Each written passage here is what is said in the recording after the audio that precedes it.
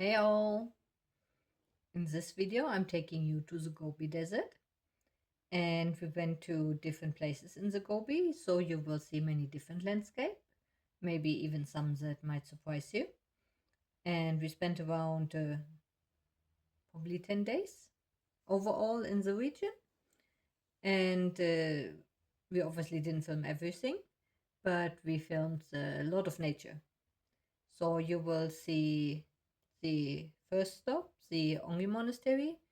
Then we went to the Yolyn Canyon, and then we went to see some petroglyphs and some random stuff, and then we went to Els, the sand dunes.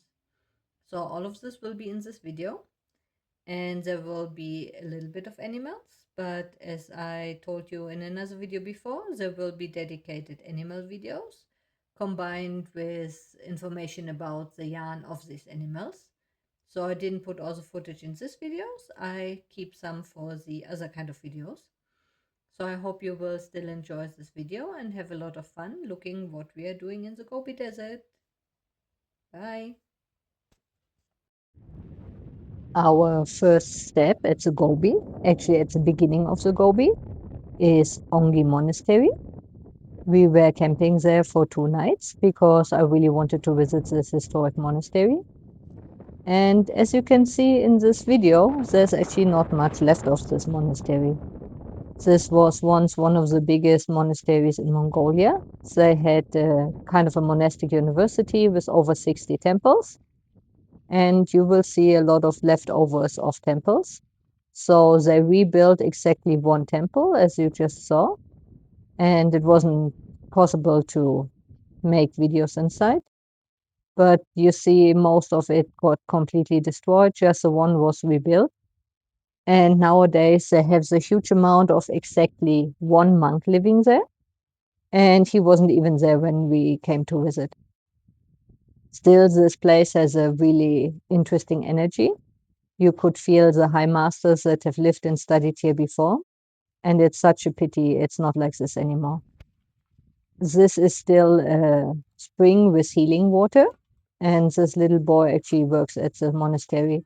So a local nomad family is taking care of the museum and the temple, and he's just preparing tea. And the water tastes really nice compared to the water that we drank out of the river with our livestock filters. This water tasted much, much better. The tap water in this town was really disgusting. So actually, the river water was better than what you could find in the tap. And now you will see the little river that goes there.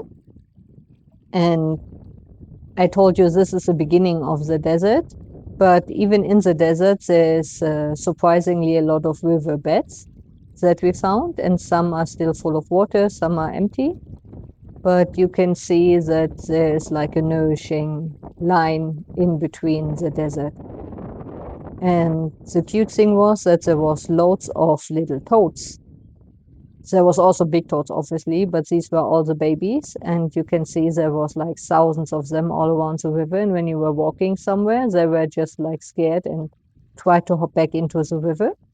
So you see this landscape is still alive, even so it doesn't look like it on the first view. And yeah, it's adorable.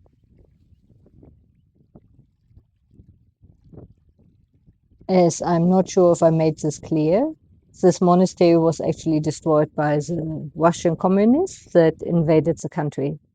And they did this everywhere around the country.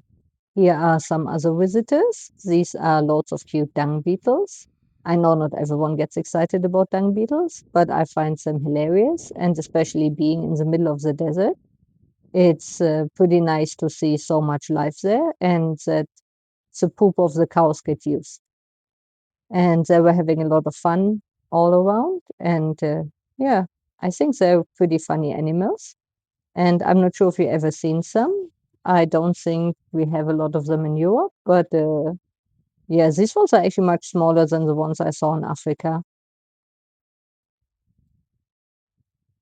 And finally, you see, I was just sitting there meditating, and I looked up, and there was a bunch of cows around me.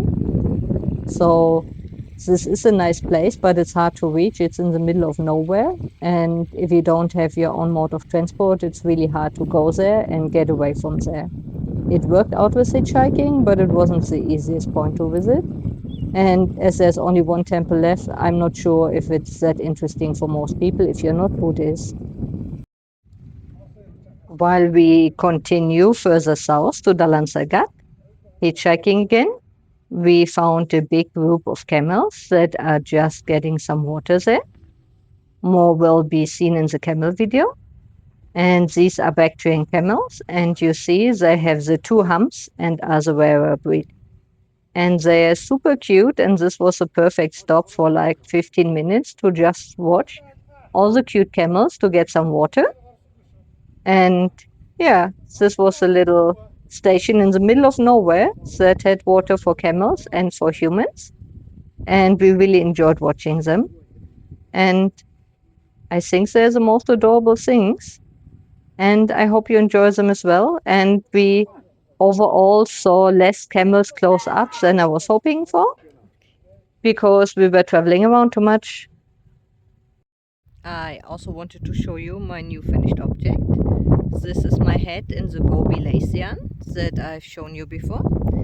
It's a yarn that I have in my stash for a while. It's left over from two sweater projects, and it's called Gobi lace, so obviously I had to knit it while in the Gobi desert and wear it in the Gobi desert because right now it's super windy here. That's why I'm actually wearing the hood over the head right now. And the pattern is the Manly Hat by Joji Locatelli. It's a simple 2x2 ribbing. And this yarn is knit on a 4.5mm needle, even though it's a lace yarn. So this whole head is only 125 gram ball of yarn. So it's super lightweight, easy to put everywhere and bring with you. And it is beautiful and so soft. It also contains some camel and cashmere wool. So it's really nice to have it with me in this beautiful desert landscape that you can see. And I hope you all have a good day. Our next stop was Yolyn Canyon. We spent some resting days in Dalansagat, the biggest city. But the city is so boring, there was absolutely nothing to film for you. It's just this weird big city put in the middle of nowhere. And it's full of like Soviet block houses and stuff like this. Nothing that is attractive at all. But from there, we went, it's like maybe an hour even, just to this Jolin National Park. And it is full of these cute little critters.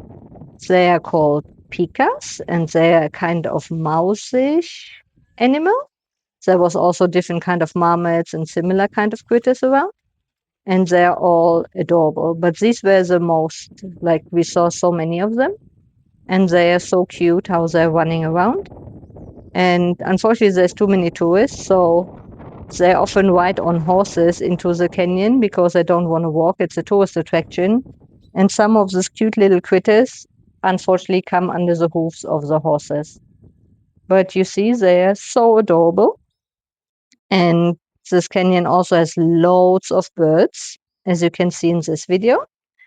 And they're also supposed to be vultures and eagles. We saw some flying eagles. We're not sure if they were eagles, but something like eagles. But we couldn't find the vultures. And there's also supposed to be ibexes, but we also couldn't find these ones. But to be honest, if I would be an animal, I wouldn't go on the over touristy trail where thousands of tourists walk every day. Like, luckily, there's not as many tourists in Mongolia as in other places. But because I only have a few points that are interesting, all people, all tours go to the same spots, and this is one of the spots.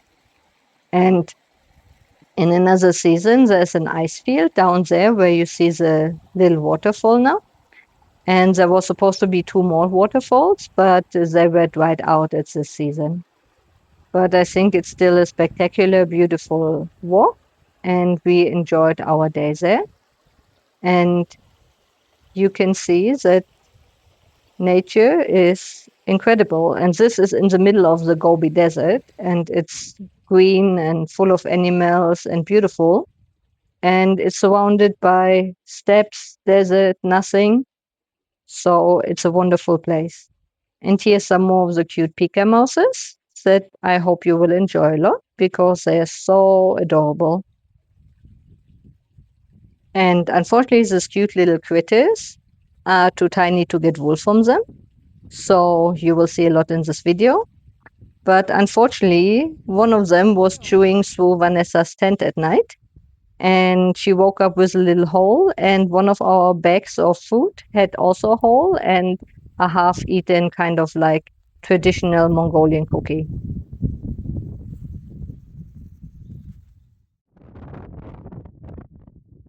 As we were still hitchhiking around, we ended up with a Dutch couple in their rented van, and we were driving around the landscape, and we just stopped at random places that looked beautiful, like these kind of small dunes. And it was such an amazing place. And next, we went to this place to find some petroglyphs. So these are really old, up to 8,000 years old stone carvings from people that lived at this time. And as I didn't take so much video material, I might add some pictures of them, but you see the weather got really miserable. So we had loads of rain in the desert, what is a funny thing to have. And we didn't spend too much time there because it got too wet and too slippery, and we weren't sure if it's safe to climb around there. But it was a nice stop, and you see the landscape is really beautiful as well.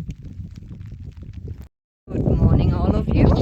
I'm sure you will hear the wind quite loudly here, but I wanted to show you where we are. We are in the Gobi Desert, and as you can see, I'm surrounded by lots of sheep and Kashmir goats that live here. Most people expect the Gobi Desert just to be sand dunes, but actually only 5% of the Gobi are sand dunes. But there's a lot of mountains that you can see in the background, and a lot of like bushy grassland kind of desert here. And we will also go to the sand dunes later today. But we woke up. There's a Buddhist stupa in the background, that's why we camped there. And now there's lots of cute goats that I wanted to show you because I think it's a perfect start for the day.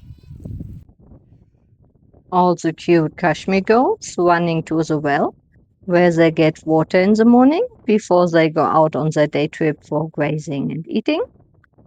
It is a desert, so there aren't many rivers at this season. So the shepherds have to give water from the wells to the goats every morning. And the goats are happy and they drink quite quickly, just a few seconds, and then they start running on. And it's a hard job to get all the water out there. You see, he's pulling it up in this bucket from the well. And the goats are just cute and enjoying their days. And from there, you can see where we were sleeping. So this is a stupa. On the way back from the Petroglyphs yesterday, it got late already, so we needed a place to stay overnight and camp. And we saw the stupa in the middle of nowhere, and I suggested that we stay there for obvious reasons. So I could do my practice with this beautiful stupa in the nowhere, while the others just had their rest. And unfortunately, the weather wasn't nice, but I enjoyed being there. And it's super, super windy. So in between, I had to sit at one side at the stupa because the wind got too strong. But it's still a beautiful place. And the stupa in the middle of nowhere was just impressive to me. Hey all! In this video, I'm taking you to the Gobi Desert in Mongolia. It is one of the biggest deserts in the world, and we are in the sand dunes right now. But the sand dunes are actually only 5% of the Gobi Desert. So it's not actually a big sand desert, but it has some pretty nice sand dunes here. And you can see there's not much around. I just walked a bit away from the group I'm with.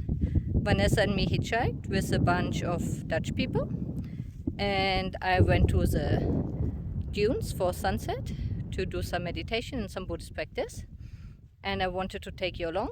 And in this video you will see different kinds of the Gobi Desert, the sandy ones and the not so sandy ones. So I hope you enjoy it, and I see you later. And yeah, obviously I'm wearing my Gobi lace hat because it's super lightweight and it's protecting me now from the sun but also a bit from the wind.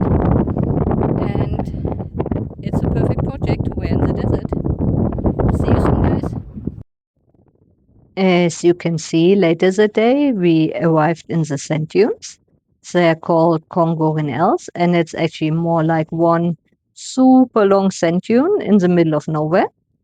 And I think they said it's 180 miles long.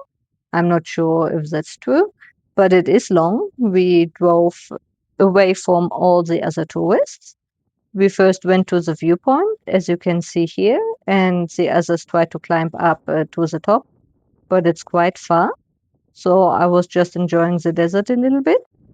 And you see, it's a beautiful place. But because all the tourists come there to the camps, we wanted to go a bit further in because 180 kilometers long, like most people stay in the first, like, let's say 20 kilometers. So we just drove a bit further to be more alone and more quiet in the desert. And we found beautiful places for this later. But this is just an amazing landscape to enjoy.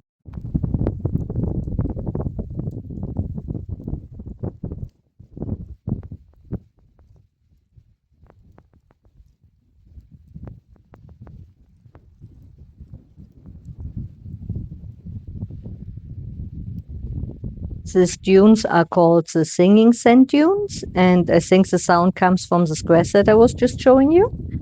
But the wind is super loud, so I'm not sure if you can hear it, but try to.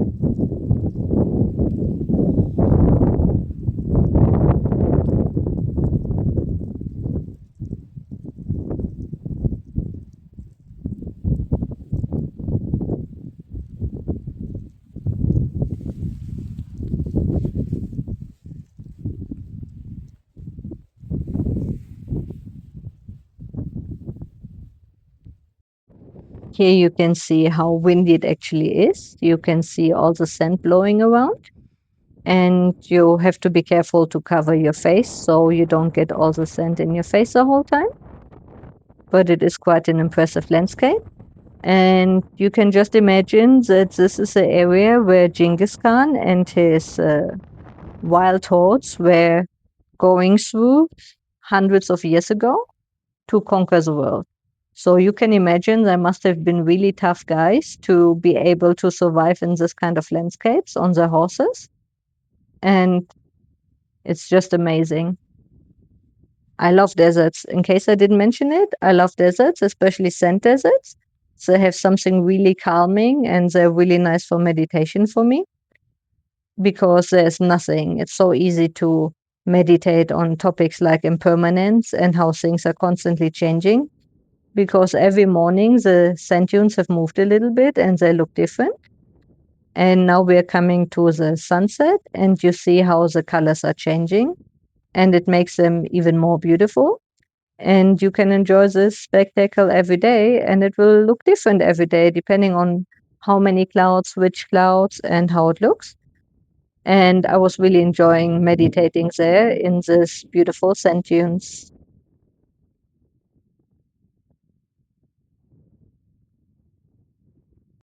Hey all, it's time for new cast on, and this cast on will be done with concept by Katia Gobi lace, and I'm sure you can guess why. If you look behind me, it's sunset in the Gobi Desert. I was just walking around. We are camping here, and I finished the hat already before we came to the sand dunes, and it's lovely to wear. But now I want to have some mittens with it, and also I really had to knit this while being in the Gobi Desert, and especially being in the sand dunes. So this is a perfect cast on for the sand dunes of the Gobi Desert.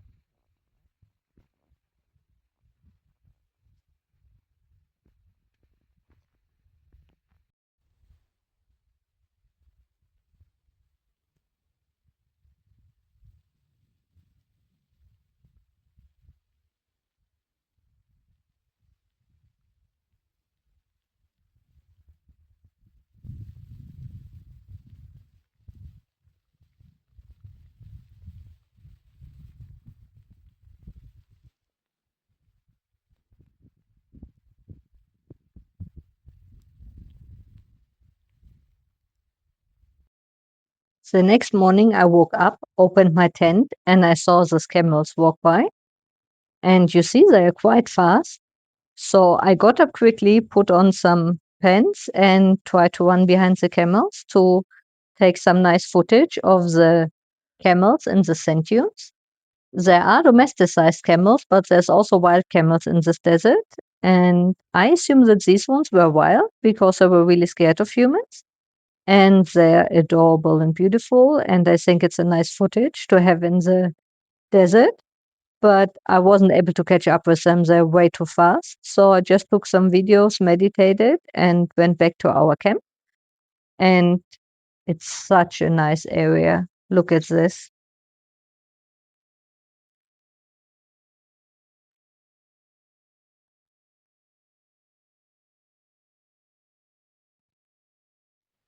Good morning. Here is my progress from last night on my Gobi lace fingerless mittens. And you see I'm wearing my waffle edit, but a little bit crooked to protect me from the sun. I went up to the dunes again in the morning because we're leaving in 1 or 2 hours. So I wanted to enjoy the nature a bit more. And I just want to show you where we sit in it today because it's beautiful. Vanessa is coming to join me for the knitting. And as you can see, she is wearing her finished object from the strip, her Ghost Whisperer top. And you saw in the last video that I'm knitting the same top, but she was finished much more quickly because she started earlier and it looks beautiful. I am sitting here with all our luggage. We are trying to go back to Dalan Sagat. And I just wanted to tell you that this country is a bit complicated with transport. There's supposed to be a bus here once a day, but no one knows when it goes. There's really lovely people that try to help us to get a ride, but no one has any information here. So even if there is a bus, no one knows at what time it is, when it comes, and if it will have space. So either way, we sit here the whole day and hope that the bus is coming, or we try again with hitchhiking. So Vanessa is just getting us another cardboard to write the name on it. And as you can see, there is no traffic. So let's see how that will go. There is like a tourist attraction 14 kilometers from here. That's why we were here. But most people come with big tour groups and they obviously don't take hitchhikers. So until now, everything always worked out and we always found a ride. But yeah, it's not the easiest country for traveling in this sense, at least not in an individual way. You can like book group tours, what I hate, or rent a car, what is also really expensive and I cannot drive. Only Vanessa could drive it, and there's no roads here, so driving in a country like this is also complicated. So let's see. I'm sure we make it somehow, but it's adventurous here. I found this little temple in the middle of nowhere. We are in Bulgan, a tiny town, next to one of the attractions. And as many places in Mongolia, it just seems deserted. The door is locked, you can't go inside. And as you can see, the whole town, we are Saturday, yeah? It's not a busy weekday, it's like weekend, but everything is pretty much deserted around here. And it's kind of sad because a lot of places that we found in Mongolia look like this.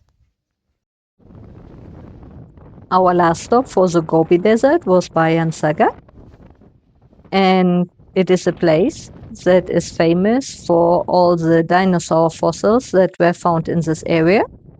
It's also called the Flaming Cliffs because they look beautiful and they seem to look more beautiful at sunset. And in the end, we were there until sunset, just inside because it was so stormy and windy, because we had to wait for a ride back with one of the local people because it was impossible to find any other way of hitchhiking there. There was literally only two groups. But everything is full of history, and there's a small museum that tells you about the dinosaur eggs and stuff they found in this area. But obviously, in the landscape, you don't see it. And even nowadays, they still find new fossils in this area. And it's just a nice looking place as well.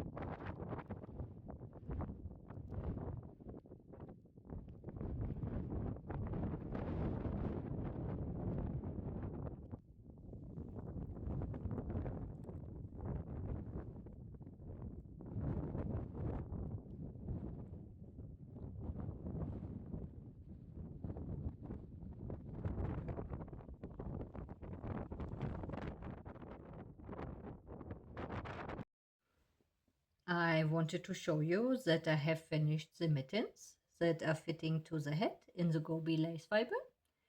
You saw me cast this on in the sand dunes, and I promise I've made 2 of them, but I cannot find the second one right now because I'm back home and there's a little bit of chaos here. Someone turned off my dehumidifier, so I got a lot of mold. So I have to clean a lot of things up and rearrange and had to order some new stuff. And until all the things arrive, everything is a bit in chaos. But I can show you pictures that I actually made 2 of them. And I didn't use any pattern, I just used a 1x1 rib and made it in a square and then sewed them together. It's not perfect. I sewed both of them in different ways, one with a mattress stitch, one with a simple like loopy stitch. I don't even know if it has a name, but it doesn't actually matter because they are worn under other things anyways, and I'm not a perfectionist, but they're nice and warm. I've already used them one day on the trip, not too much, but they will come in handy this winter. And it was fun to finally knit up the Gobi lace yarn, especially because we were in the Gobi and I was able to even finish them while we were in the Gobi on the way back in the bus, but it was still in the Gobi at the lunch break. Okay guys, see you for the next video and I hope you enjoyed this one. Bye!